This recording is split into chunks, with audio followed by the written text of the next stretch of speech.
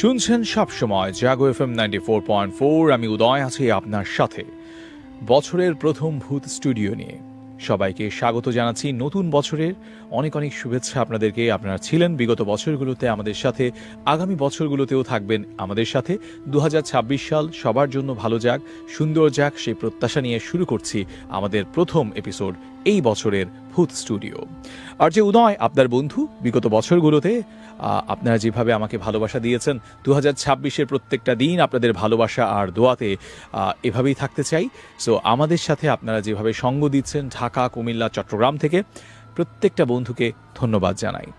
নতুন বছর সবার জন্য বেশ ভালো যাক, এই প্রত্যাশা নিয়ে যখন শুরু করছি আজকের ভূত স্টুডিও, তখন আমার সাথে কিন্তু আজকের এপিসোডের আরও একজন গেস্ট ওয়েট করছেন। তার আগে জানিয়ে রাখি, ভূত স্টুডিও মানেই যেখানে ভুতুরে গল্প হয়। বছরের পর বছর ধরে এই অনুষ্ঠানটা কেন জাগো এফএম করে? কারণ এই অনুষ্ঠানটা সবসময় মানুষের কাছে বেশ আনন্দদায়ক এবং বেশ কৌতূহলের একটা মিলন মেলা বলতে পারেন। আনন্দদায়ক কেন?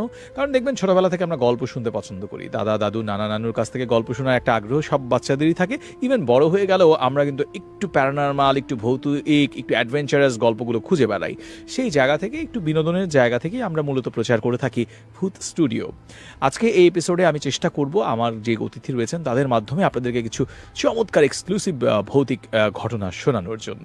তবে আপনাকে বলে রাখি, আগামী পর্বে যদি আপনি আসতে চান রেডিওতে, যার নাম জাগো এফএম 94.4, সেটি বাংলাদেশের মোস্ট পপুলার একটি এফএম রেডিও স্টেশন, যা আপনি হয়তো গুগলে সার্চ করলেও পেয়ে যাবেন।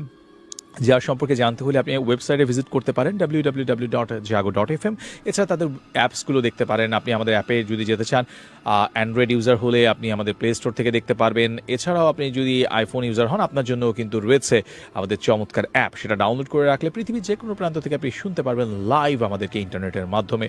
আমাদের অনুষ্ঠানটি এই মুহূর্তে ফেসবুক এবং ইউটিউবেও কিন্তু প্রচার হচ্ছে www.facebook.com/jagofm এবং www.facebook.com/rjudoyer ফেসবুক পেজ থেকে।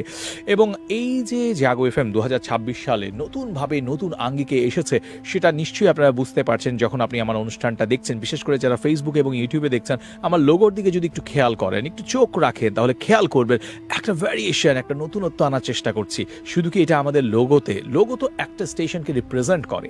আমরা আমাদের কাজে, আমরা আমাদের কমিটমেন্টে, আমরা আমাদের বিনোদনের চর্চায়, আমরা আমাদের অনুষ্ঠানমালায়, আমরা আমাদের কথাবার্তায়, আমরা আমাদের কমিউনিকেশনে আমরা চাই এই নতুনত্বের মাধ্যমে যেখানে তারুণ্য থাকবে, তাদের যে গতি, সেই গতিকে আমরা নিয়ে আগাবো।